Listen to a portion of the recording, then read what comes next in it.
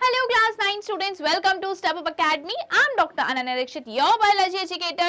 और इस वीडियो में हम देखेंगे, हम बात तो टिश्यूज की कर रहे थे और इस पर्टिकुलर वीडियो में हम बात करेंगे परमानेंट टिश्यूज की।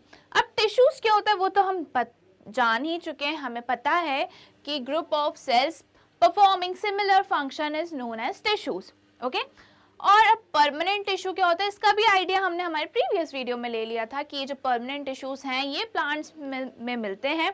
प्लांट्स जो हैं वो दो टिश्यूज में डिवाइडेड है, मेरिस्टेमेटिक एंड परमानेंट। मेरिस्टेमेटिक मतलब ग्रोथ टिश्यूज, जहाँ पे भी मेरिस्टेमेटिक टिश्यूज दिखेंगे वहीं पे जो प्लांट्स हैं वो ग्रोथ एंड डेवलपमेंट शो करेंगे। और ये जो परमानेंट टिश्यूज हैं ये परमानेंट है, इनकी जो सेल्स हैं वो एक पर्टिकुलर शेप साइज एक्वायर कर चुके हैं और इनका फंक्शन भी एक स्पेसिफिक ही होता है। ओके, तो permanent tissues, these tissues is formed from the cells of meristematic tissue when they lose their ability to divide. Permanent tissues जो हैं वो मेरिस्टेमेटिक टिश्यूज ही हैं, बट ऐसे मेरिस्टेमेटिक टिश्यूज जो अपनी एबिलिटी, जो सेल डिवीजन वो शो कर रहे थे वो एबिलिटी इन्होंने लूज कर दी है, अब ये सेल डिवीजन नहीं दिखा सकते, ये परमानेंट हो गए, इसलिए अब मेरिस्टेमेटिक टिश्यूज को हम क्या बोलते हैं? Permanent tissues. Okay, the cell of these tissues have attained a permanent shape, size and function by the process called cell differentiation. Okay?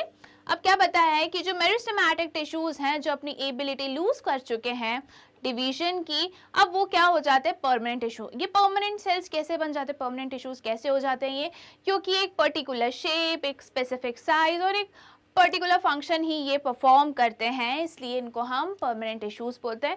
अब इनमें सेल डिफरेंशिएशन हमें देखने को नहीं मिलेगा। अच्छा, जहाँ भी आपको ये परमानेंट टिश्यूज मिलेंगे वहाँ पे ग्रोथ और डेवलपमेंट नहीं दिखेगी हमें प्लांट्स में।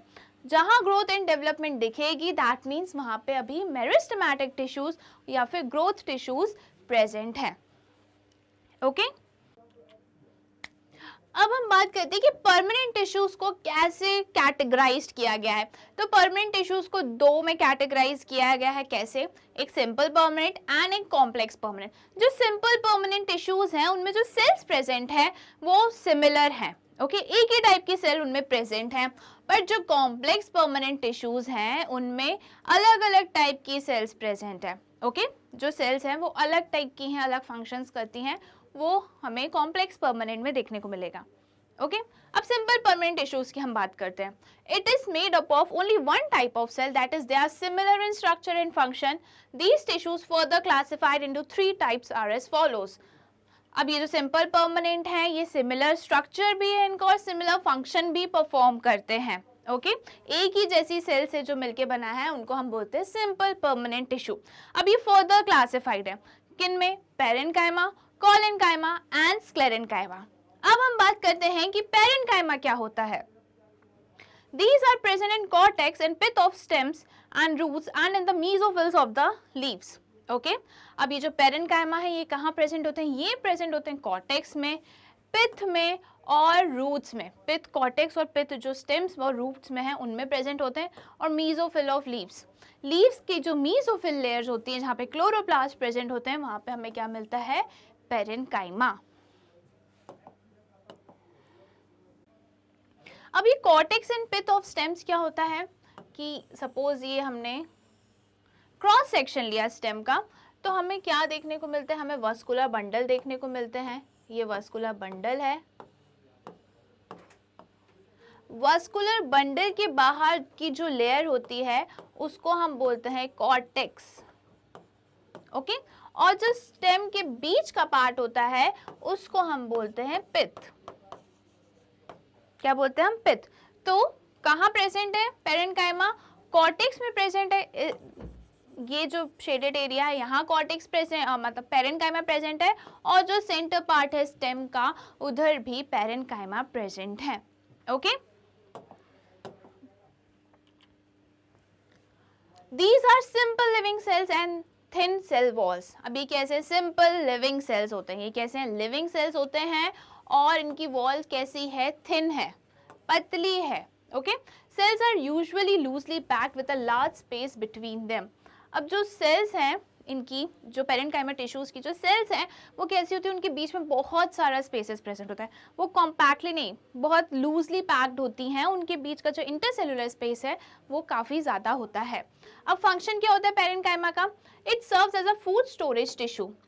फूड स्टोरेज का काम कौन करता है? Parenchyma tissues. This tissues provide support to plants. ये क्या करते हैं? प्लांट्स को सपोर्ट भी प्रोवाइड करते हैं। When the parenchyma cell contains chlorophyll in some situation, it performs photosynthesis. Such type of parenchyma tissues is called chlorenchyma. अभी मैंने आपको बताया, जब हमने थोड़ी देर पहले पढ़ा, कि जो पेरेन्काइमा है वो कहाँ होते हैं? मीजोफिल ऑफ लीव्स में होते हैं। मीजोफिल्स में ही क्या प्रेजेंट होते हैं? क्लोरोप्लास्ट। ओके, तो वो जो मीजोफिल लेयर है वो किससे बनी हुई है? पेरेन्काइमा से बनी हुई है। और जब कभी पेरेन्काइमा फोटोसिंथेसिस करते हैं तो उनका नाम क्या हो जाता है? क्लोरेनकाइमा। ओके, तो ये क्या बताया हमने कि जब कभी भी पेरेन्काइमा अगर फोटोसिंथेसिस परफॉर्म कर रहे हैं तो उनको हम बोलते हैं क्लोरेनकाइमा। जैसे कि जब parenchyma mesophyll layer of cells leaves में प्रेजेंट होती हैं तब। In aquatic plants, large air cavities are present in parenchyma cell in order to give buoyancy to plants, which help them to float. Such type of parenchyma tissues is called erenchyma. अब क्या होता है कि जब aquatic plants होते हैं वो क्या दिखते हैं? हमें फ्लोट करते हुए दिखते हैं। तो वो फ्लोट क्यों करते हैं? वो फ्लोट करते हैं बिकॉज ऑफ पेरेन्काइमा। ठीक है, वो किस के हेल्प से फ्लोट करते हैं? पेरेन्काइमा के हेल्प से। अब क्या होता है? बॉयंसी क्या होता है? पहले तो हम ये जानते हैं कि बॉयंसी क्या होता है।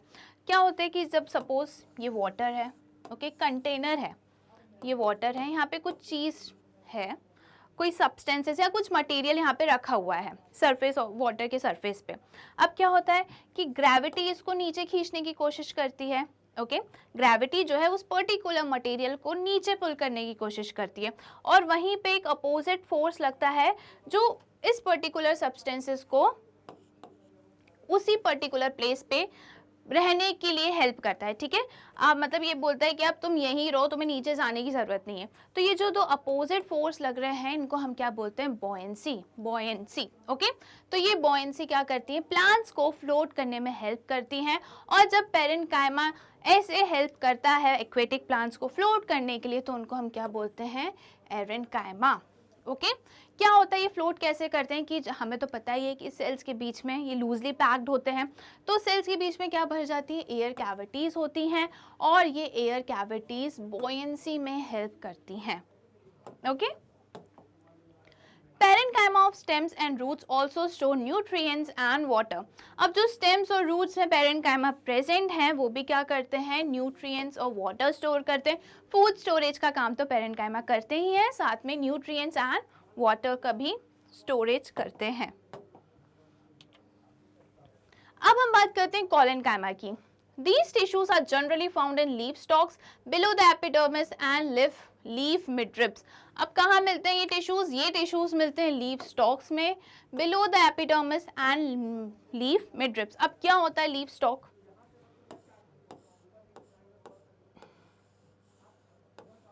ये जो पार्ट है जिससे लीफ स्टेम से अटैच्ड है उस पार्ट को हम बोलते हैं स्टॉक।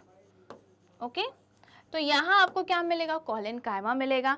मिड रिब में आपको क्या मिलेगा? जो लीव्स की मिड रिब है वो किससे बनी है? वो भी कोलेनकाइमा से ही बनी है।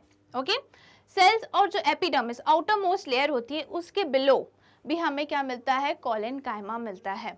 Okay, cells are living elongated and irregularly thickened at the corners due to the deposition of pectin. अब क्या होता है? कोलेनकाइमा के सेल्स भी लिविंग होते हैं, एलोंगेटेड होते हैं। एलोंगेटेड मतलब लंबे होते हैं, और इरेगुलरली थिकेंड होते हैं। ये साइड से कैसे होते हैं? कॉर्नर्स पे ये कैसे होते हैं? थिक होते हैं, कहीं पे मोटे होते हैं, कहीं पे पतले होते हैं। ओके, पेरेन्काइमा की जो वॉल्स हैं वो पूरी की पूरी पतली होती है, कोलेनकाइमा की कहीं कहीं मोटी होती हैं। ठीक है, इरेगुलरली थिकेंड होती है। स्पेशली कहाँ थिक होती है? कॉर्नर्स पे थिक होती है। और कॉर्नर्स पे क्यों थिक होती है? क्योंकि इनके पास होता है पैक्टिन का deposition. Okay, these have very little intercellular spaces. अब इनके पास जैसे पेरेन्काइमा में सेल्स जो थी वो लूजली पैक थी, वैसे ही कोलेनकाइमा में इंटरसेलुलर स्पेस तो है बट कम है as compare to parenchyma. Okay, तो हमने तीन चीजें यहाँ पढ़ी कोलेनकाइमा में। क्या कि जो इनकी वॉल्स है वो इरेगुलरली थिकेंड है क्योंकि इनमें पैक्टिन का डिपोजिशन है, और इनकी जो सेल्स के बीच का स्पेसेस है, इंटरसेलुलर स्पेस है, वो कैसा है, कम है एज कंपेयर टू पेरेन्काइमा। और कोलेनकाइमा कहाँ मिलता है हमें, in leaf stalk and leaf midribs में हमें मिलता है। अब हम इनके फंक्शंस की बात करते हैं कि कोलेनकाइमा का फंक्शन क्या होता है। It provides mechanical support and elasticity to plants. अभी क्या करते हैं, प्लांट्स को मैकेनिकल सपोर्ट देते हैं और इलास्टिसिटी, फ्लेक्सिबिलिटी प्रोवाइड करते हैं। Okay, it also allows easy bending in various part of plants, tendrils and stems of climber without breaking.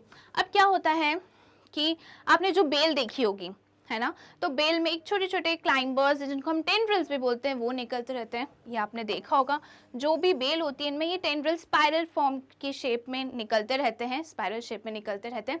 तो ये इसमें इनमें क्या प्रेजेंट होता है, इनमें प्रेजेंट होता है कोलेनकाइमा।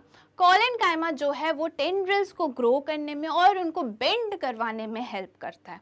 कौन करता है, collenchyma. No, it allows easy bending in various part of plants, tendrils and stem of climbers without breaking.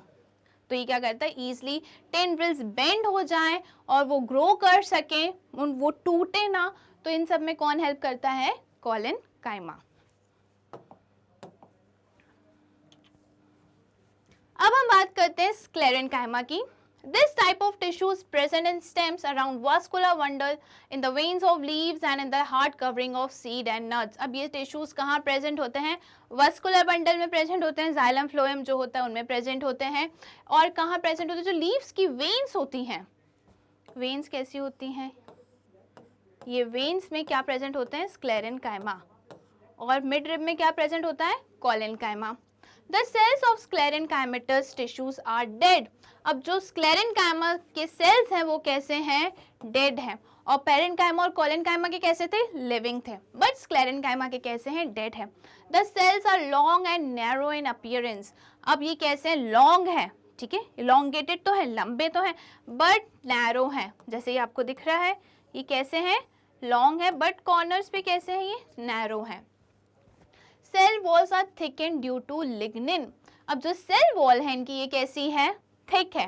Parenchyma की सेल वॉल कैसी थी, पतली थी। कोलेनकाइमा की कैसी थी, कोलेनकाइमा की इरेगुलरली थिकेंड थी। अब जो स्क्लेरेनकाइमा है उनकी सेल वॉल कैसी है, उनकी सेल वॉल थिक है, मोटी है। क्यों मोटी है, क्योंकि उनमें लिग्निन का डिपोजिशन है। Due to the presence of thick wall, there is no internal space between the cells. अब walls कैसी हैं, thick है, तो स्क्लेरेनकाइमा के सेल्स के बीच में स्पेसेस प्रेजेंट नहीं है। पेरेन्काइमा में सेल्स के बीच में बहुत सारा स्पेस था, कोलेनकाइमा में कम था। अब जो स्क्लेरेनकाइमा उनमें तो बिल्कुल भी स्पेसेस नहीं है। ओके, क्यों नहीं है, क्योंकि इनकी वॉल्स थिक है। फंक्शंस अब हम देखते हैं स्क्लेरेनकाइमा के। Makes plant hard and stiff. अब जो प्लांट इतना हार्ड होता है, स्टिफ होता है, रिजिड होता है, वो कोई भी स्टॉर्म में विथस्टैंड कर लेता है, कोई दिक्कत नहीं आती, तो वो किसके कारण होता है, स्क्लेरेनकाइमा के कारण। It forms protective covering around seeds and nuts. अब जो भी सीड्स और नट्स हैं उसकी जो आउटर कवरिंग होती है वो किसकी होती है, स्क्लेरेनकाइमा की होती है। It gives rigidity, flexibility and elasticity to the plant. ये क्या करती है, रिजिड बनाती है प्लांट्स को, फ्लेक्सिबल बनाती हैं और हार्ड बनाती हैं। और प्लांट्स को प्रोटेक्ट करने का काम भी कौन करता है, स्क्लेरेनकाइमा करती हैं। तो यहाँ पे जो है हमारा permanent tissues, simple permanent tissues होता है कंप्लीट। ऐसी और वीडियोस देखने के लिए आज ही स्टेप अप अकेडमी को सब्सक्राइब करिए, जहाँ पे आपको मिलता है केजी से लेकर 12 तक के सारे सब्जेक्ट्स के सारे वीडियोस फ्री। साथ ही साथ नीट, जेईई, सीयूईटी की भी प्रिपरेशंस होती हैं। Thank you.